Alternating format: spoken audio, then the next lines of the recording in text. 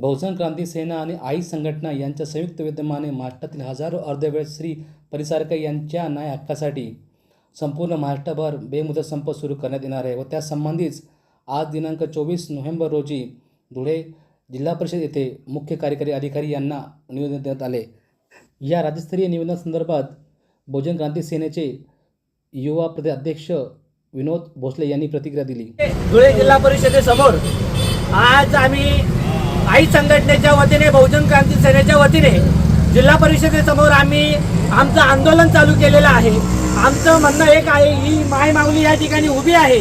या माय माऊलीला पगार किती दिला जातो? 3000 रुपये पगार दिला जातो। आजच्या कंडिशन मध्ये 3000 रुपये खरोखर आहे का? 3000 मध्ये यांचा प्रपंच चालेल का? 3000 मध्ये यांच्या मुलांचं शिक्षण होईल का? 3000 मध्ये यांच्या मुलांचं लग्न होईल का?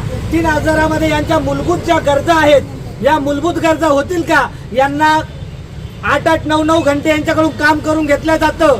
यांना साधं आयडेंटिटी कार्ड सुद्धा दिला जात नाही।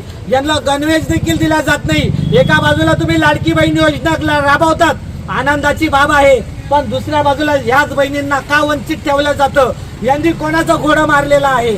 यांनी या ठिकाणच्या एकही अधिकारी, सीओ अधिकारी असू द्या, आरोग्य अधिकारी असू द्या, या महिलांकडे कुठल्याही प्रकारचं लक्ष दिलं जात नाही। यांच्याकडून फक्त कामं करून घेतल्या जातात। न यांना गणवेश दिला जातो, न यांना आयडेंटिटी कार्ड दिला जातो। आमची मागणी फक्त एकच आहे, या महिलांवर जो अन्याय होतो, या महिलांना न्याय देण्यात यावा। 3000चा पगार, 3000 मध्ये काहीच होत नाही। आज महागाई गगनाला भिडलेली आहे। या महागाईच्या जगामध्ये या महिलांकडून फक्त राबून घेतल्या जातं। तर या महिलांचा पगारवाढ झाली पाहिजे। यांना शासनाच्या ज्या ज्या सवलती दिल्या जातात, आर्टिकल 19 आणि 21 नुसार जो अधिकार दिलेला आहे, हा अधिकार यांना प्राप्त झाला पाहिजे। या मागणीसाठी आम्ही संपूर्ण महाराष्ट्रभर आई संघटना आणि बहुजन क्रांती सेना रस्त्यावर उतरलेले आहे।